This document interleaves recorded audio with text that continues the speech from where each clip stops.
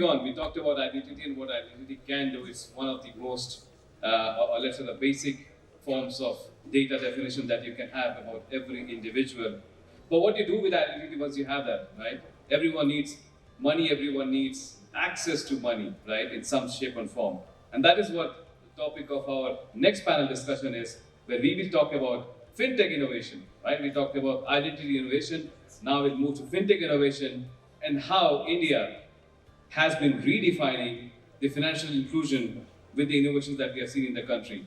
We have a star-cast panel for this one, and I would like to start with our Shri Brijesh Baisakhiyar, he is Deputy General Manager from RBI. Please, sir, can we have you on the stage? Next, I would like to invite Mr. Chandan Kumar, co-founder of Onramp Money, whose digital solution on fintech is now live across 30 countries. Moving on, we'll invite Ms. Monica Jasuja, who is a 22-year-old veteran in digital financial services and consumer internet industries with experience across Fortune 150 companies and market-leading tech startups. Hello. Thank you for being with us, ma'am. Hello. No problem. Next, we have Mr. Krishnan Neelakantan, who is partner at Ankur Capital, and he will be talking with us and telling us how fintech is not just about making payments, but what actually happens on the grassroots at the far end of the the demographic ecosystem that we have in India. And moderating this very elite exclusive panel is our very own Mr. Kumar Raghavan, who is India Head of Startup Sales from AWS. ಇಲ್ಲ ಬೇಕಂದ್ರೆ ಕರ್ಕೊಂಡು ನನಗೇನು ಬೇಕೇ ಅಂತಿಲ್ಲ ನಿಮಗೆ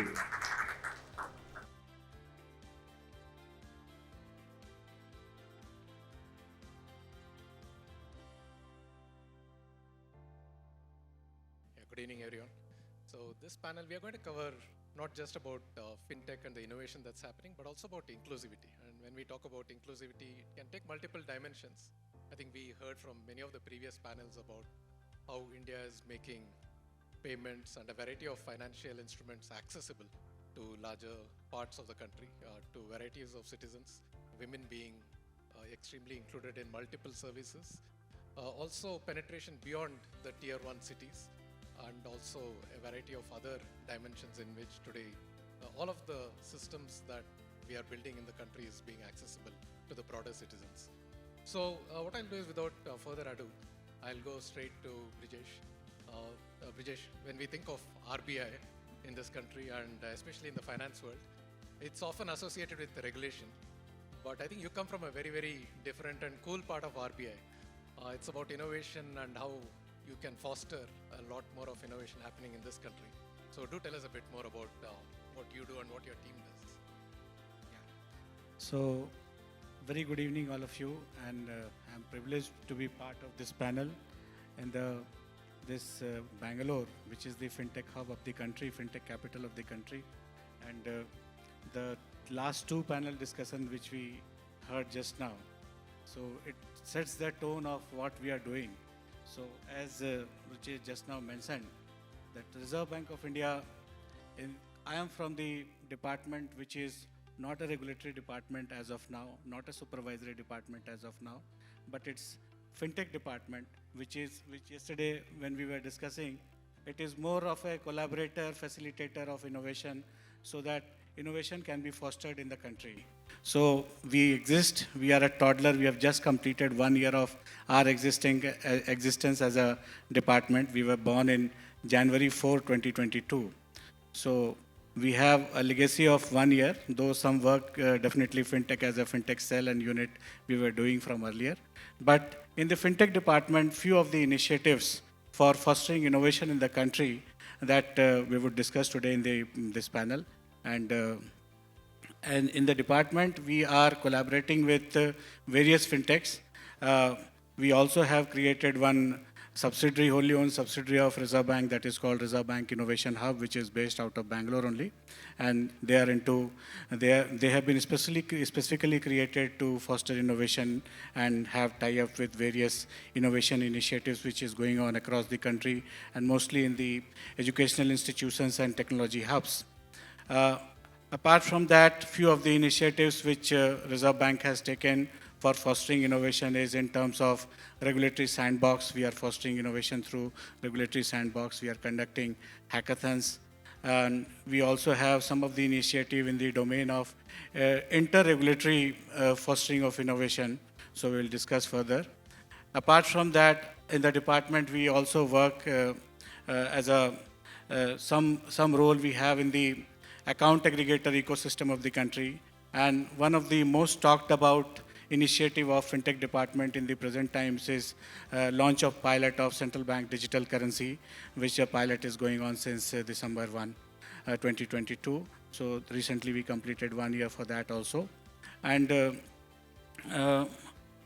one of the another issue which we deal with from the Fintech department is pertaining to the policy stance of Reserve Bank of India on cryptocurrency. So these are few of the initiatives which we take care in the Fintech department of Reserve Bank of India. Thank you for that, Brijesh. I mean, to me, it sounds like you have one of the coolest jobs in the world. One, you get to meet all of these innovators who come with these very powerful ideas, with conviction in their ideas to change what can happen for the citizens of this country. The other is you also have the ability to bring it to life. So you mentioned the sandbox, which you're using as a mechanism to bring out these innovations. You also mentioned the hackathons, and yeah, clearly, when you look at the account aggregator or the CBDC, so those are innovations which have passed through your department as well. So what are some of the upcoming cool ideas that you see which we can look up to and look forward to? Yeah. So pertaining to the fostering of innovation, which is the primary mandate for the Fintech Department of Reserve Bank of India. So basically, if you see the initiative which we have undertaken in the field of innovation facilitation, is basically threefold. First and foremost, we came up with enabling framework for regulatory sandbox in the year 2019. So this framework, because in 2019, this framework was announced by Reserve Bank of India. At that time, there were very few regulatory sandbox frameworks across the world. So few central banks were having that. So India was one of them in the early days of regulatory sandbox. In that, we are mostly fostering innovation by roping in the innovators from the domestic market. So that is the approach towards fostering innovation in the domestic market, and that too within the regulatory domain of Reserve Bank of India. So the initial regulatory sandbox framework, which was published on August 2019, from there we have now moved to we have completed 4 cohorts in the, it's a cohort-based sandbox framework. So we have completed 4 cohorts. The first cohort, and during the 4 cohorts, we have had around 80 applications from various innovators across the country. And if you see the eligibility criteria, it is a very broad-based eligibility criteria, right from India, means apart from individuals, whatever you can think of, they can apply in the sandbox. So we have some net worth criteria associated with it. And during the process, the first cohort, and we were discussing about financial inclusion throughout in the last 2 panels also, how we reach out to the last mile. Because if you see most of the fintech initiatives, if you see your own pocket, your own mobile phones, you will find most of the innovations which has taken place in the fintech. We all must be using more than 2, 3 in every day-to-day life. But what about those people who are not so privileged, or the unserved or the underserved? So that is the main target of innovation, how we reach out to them. And one very important aspect of innovation in these times is not only to reach out to those people, to those fellow countrymen of ours who are in the hinterlands or who are not having smartphones, but also those who are Divyangs. So these are the innovation we need to think of, and we are thinking in this direction, that how innovation can make life easy for not only unserved and underserved, but especially those people who are Divyangs. They have the very special need, and technology can make their life very easy. So as I said, under the regulatory sandbox, we have completed 4 cohorts, and the first cohort was on retail payment. And regulatory sandbox is a learning experience for all the innovators who are participating, the banks who are participating as partner with the innovators, as well as the regulator. So how new things can be done in the sandbox environment? because many things you cannot do in the actual marketplace because there are regulations associated with it. But when a product is in the sandbox provides you an opportunity where you can leverage, there can be some regulatory relaxation, and you can test your product in a limited scale during the sandbox period. So retail payment was the first cohort. Similarly, cross-border payment, which is one of the important areas, second cohort. The third cohort was pertaining to MSME lending. Again, your financial inclusion was one of the objective of having MSME lending as the third cohort. And the fourth cohort was very contemporary, fraud prevention. Now, basis the learning of the different cohorts, we have now come up with a theme-neutral cohort in which innovator can apply for any topic, and that can be tested in the sandbox. Apart from that, as I said, this was the domestic approach. The international approach is we have started a hackathon which is called Harbinger. So we have done 2 sessions of Harbinger 2021 and Harbinger 2023. This is basically targeted towards the international innovator community, in which we pose the problem statements which is plaguing the country, and the international innovator community, they come forward and basically they provide the solutions. So we had 2 successful rounds of Harbinger 21-2023. So the first theme was digital. It is a theme based. This time it was digital services. The previous one was a digital payment system. So in this also, the current 2023, we had some problem statement which were pertaining to different use cases of CBDC, and that too particularly with regard to offline payment. DLT is one which has some of its own issue of transaction per second issues are there with DLT blockchain. So that was one of the problem statement. So how to facilitate innovation for the Divyangs, that was another problem statement. So these are the second part. The third important innovation facilitation initiative of Reserve Bank of India that pertains to your inter-regulatory domain, because many of the fintech products today which is being developed, it does not pertains to only one regulatory domain. It has cross-sectoral aspects. So how to provide a single window to them so that their products can be tested. For that, we have come up with an interoperable regulatory sandbox standard operating procedure. So any product which is to be tested between different, under the domain of different financial sector regulator, they can directly apply to Reserve Bank of India, and that product can be tested in the sandbox. So these are some of the innovation related initiative targeted toward 3 different areas. Thank you, Brijesh, for sharing what you're truly building as a culture of innovation in this country. So I'll turn to you, Krishnan. So I think Brijesh mentioned 4 cohorts, 80 startups most recently. I know some of them have been through the process of evaluation and investment from your side as well. You bring these startup ideas into life. When you look at these entities being set up, what would you say are the building blocks of a successful entity? What do you look for when you consider these startups and bringing them to life? So sorry. No, there's something I could add. Yeah.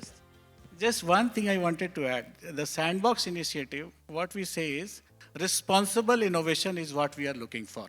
So I think, yeah. So I'll start by echoing that. We are also looking for responsible innovation.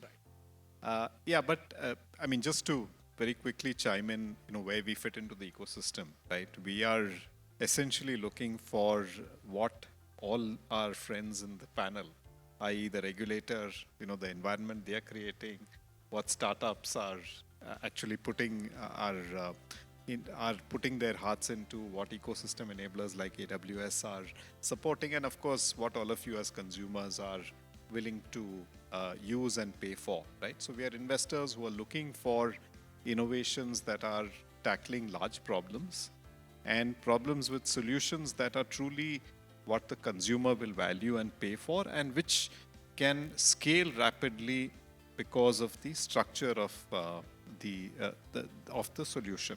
So in a sense, that's why we see fintech as a means to open up these large opportunities, which, every time we see that there is a space where there is a large problem, an underserved segment, whether it be for credit for MSMEs, low-income consumers, or segments like farmers, or or underinsured sets of consumers. We see that as an opportunity. So when we are looking at startups, we use a few key criteria, right?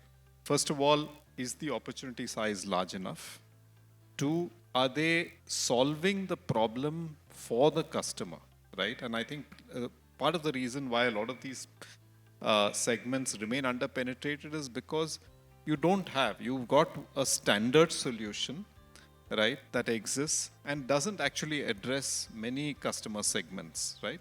So we've had banks going out and setting up branches across the country for many, many years, right? But what happens is that those are solutions which are not cost effective, right? You're putting up a large bank branch in a geography which may not have as many consumers for very standard products, right? So that's why as we think about fintech, we see it very closely interlinked with financial inclusion, because we believe that these innovations are bringing access. And if you bring access across different segments of the market, you open up a large opportunity. They are bringing very specific products. So if you're an MSME, you may want a small ticket loan, which today most banks and BFCs may not be servicing. You may want it for a shorter period of time. You may want a very fast turnaround time, right? And you may want very easy to manage processes, i.e. a customer experience that is personalized, right? And at the same time uniform. So today what happens is, for a lot of these individuals, going to a bank branch may be intimidating, right? Getting you serviced in your own language or in a contextual manner may be a challenge.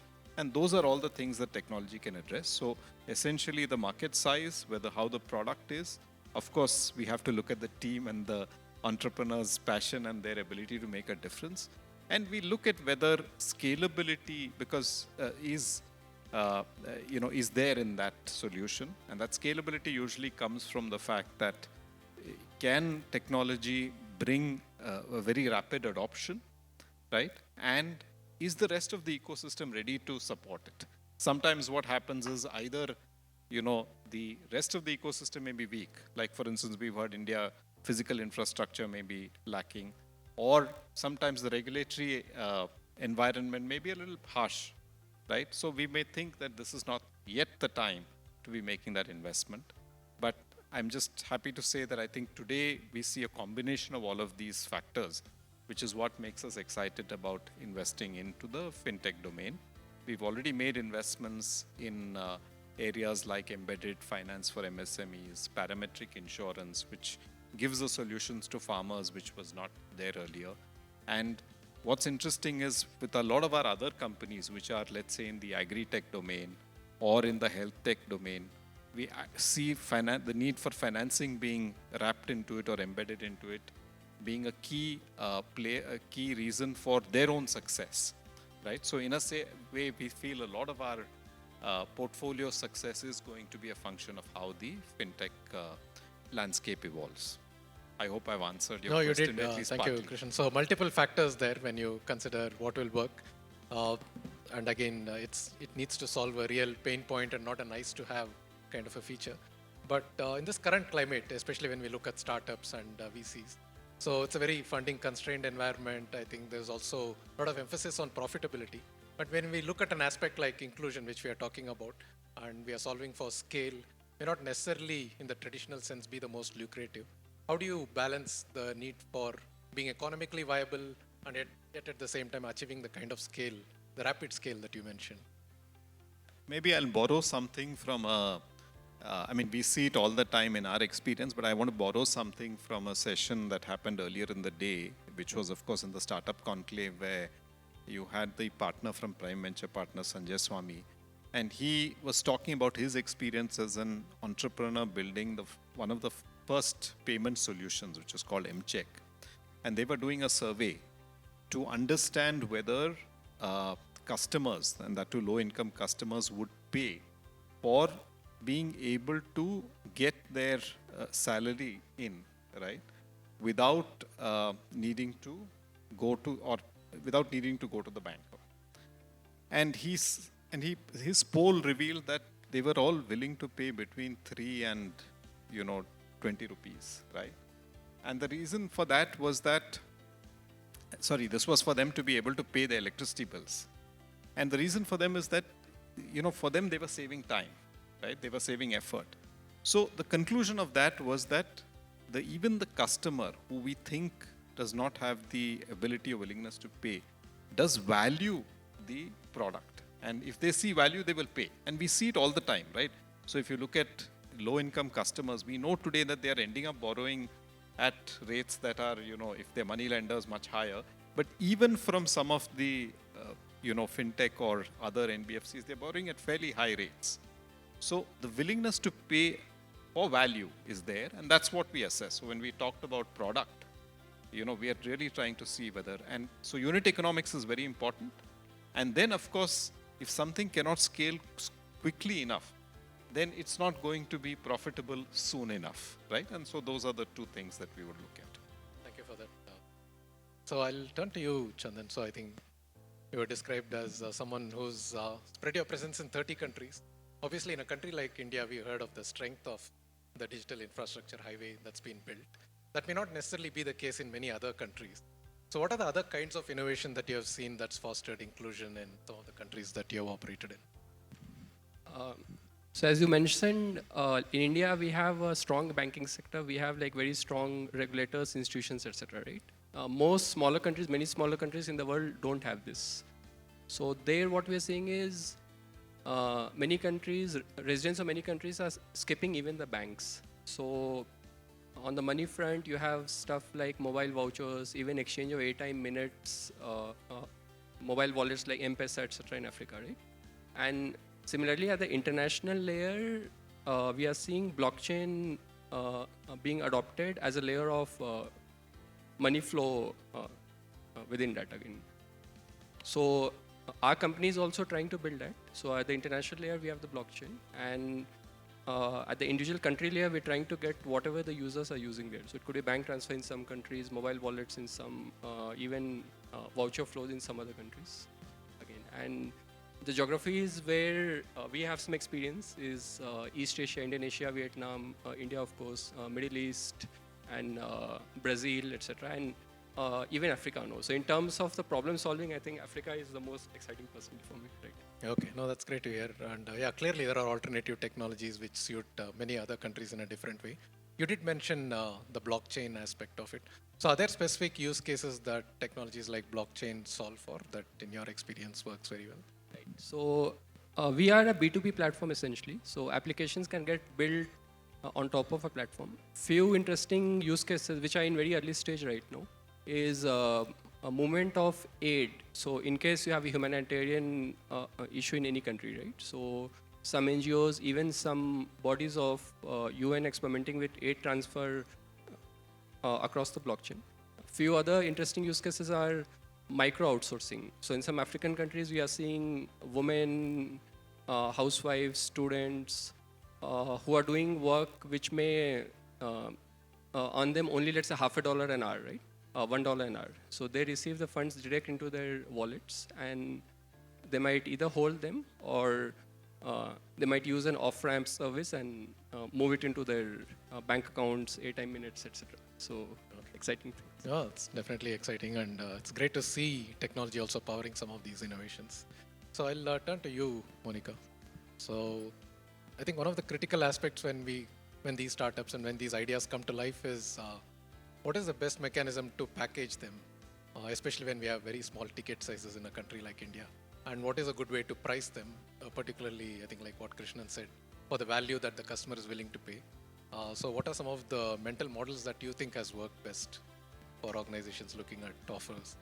First of all, we need to break the mental model that, and I'll have to disagree a little bit with you, that the opportunity size being large means that first, you will have monetizable products, and secondly, people will actually pay for it. And that's why I actually want to break this down, because I actually feel that the opportunity size can be extremely small, which is the 1% of India. But as long as the entrepreneurs know that they are building for that 1%, and that's what they want to monetize, then it's a very different mental model than saying, I'm building for India, and you build for the 1%. And then when you go to the Hindi heartland or you go to any other state, that's where you have the problem. Unfortunately, I think the times of the funding winter that have started have actually shown us that the mental models have actually not existed when we've tried to create and therefore value startups that are beyond bubble valuations. So I'd like to, I mean, the first principles of creating is actually missing. And that's why I love the concept, and Sir is here. So he, being one of the most progressive regulators in the world, I actually feel that the guardrails being put in place actually helps the innovators to have safeguards within which they can build. And when we didn't have any, I think the crypto space has shown us that not having them actually leads to loss of value. But on the other side, just because the opportunity size, especially in terms of India and other geographies like Chandan has mentioned, especially Southeast Asia, these are the fastest growing economies in the world. But imagine countries like Africa, or there are many countries in Africa which are growing faster than India. But I can't imagine that they would have paying populations. So I think we have to kind of break this mental model down. All of us have been at the receiving end of this kind of fallacy, which has actually led to this huge set of layoffs and what we are seeing around us. So unfortunately, I'll have to disagree.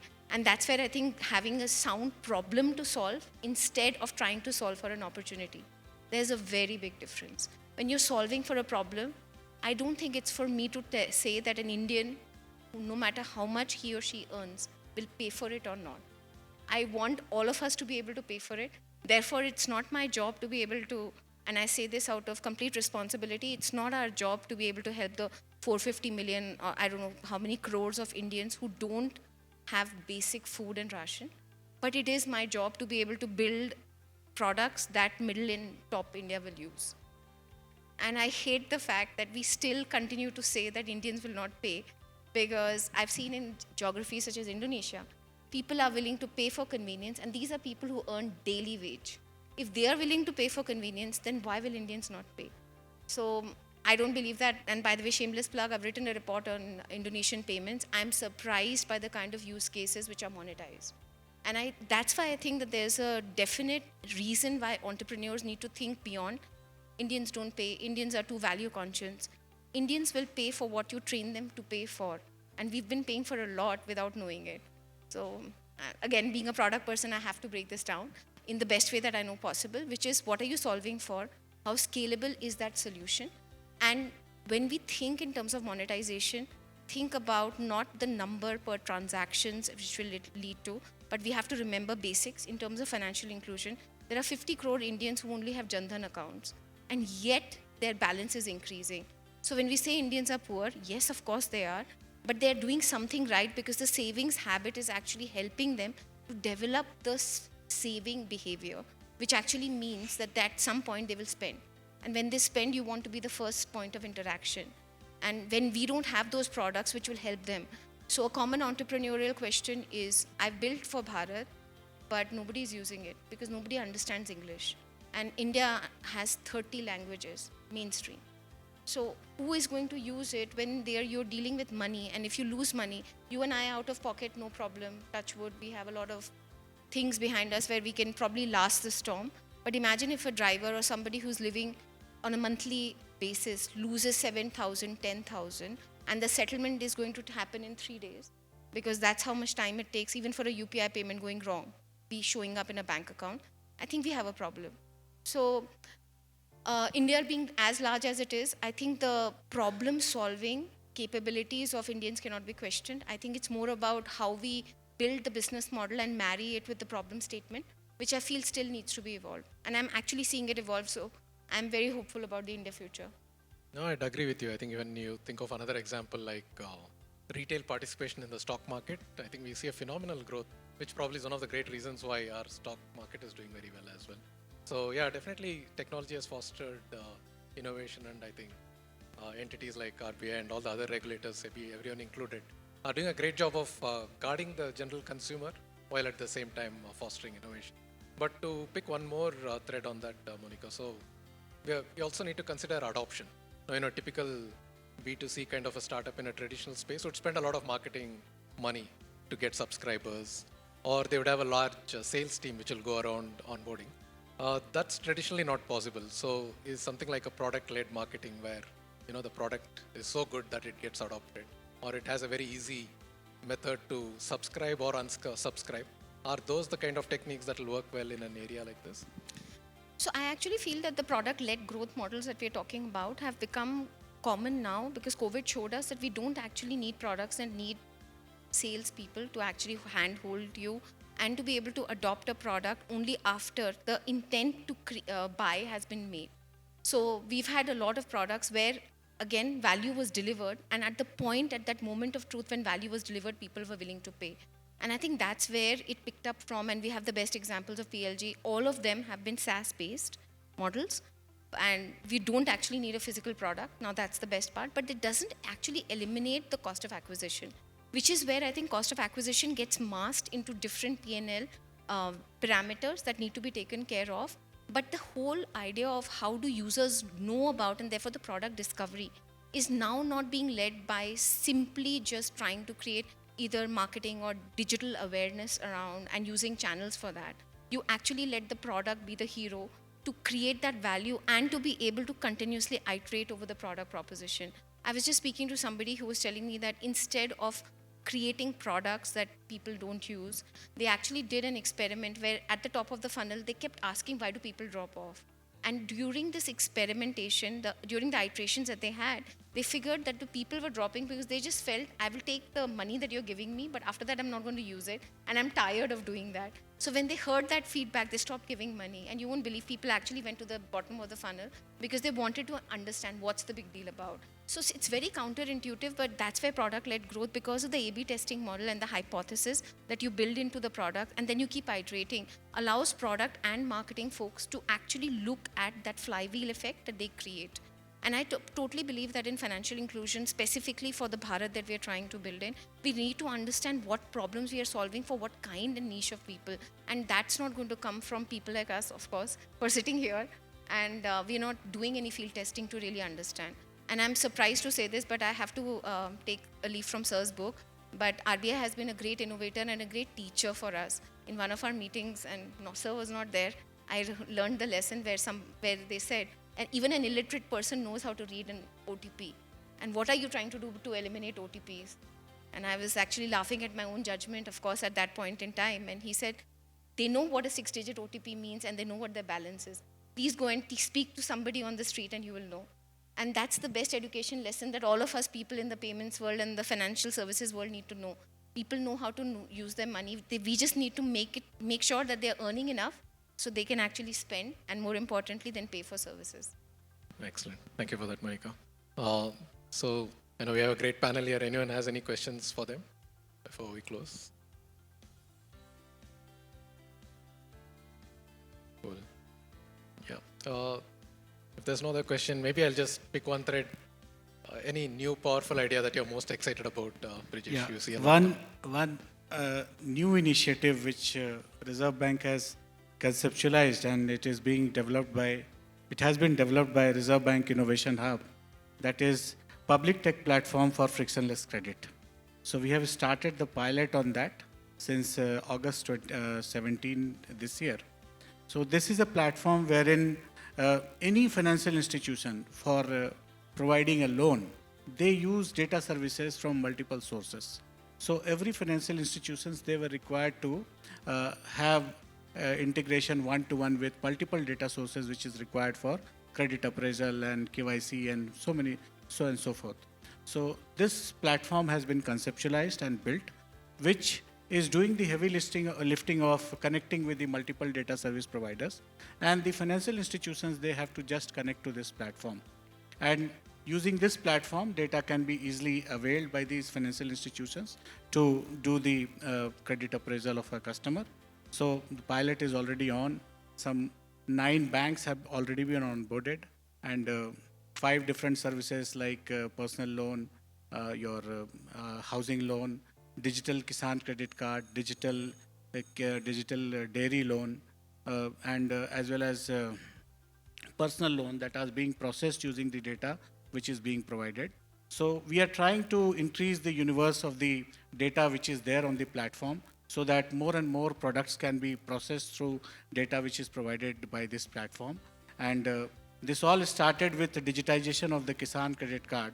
So we have various data sources are already there. The land record, digital land record of 4 states have already been incorporated into this platform.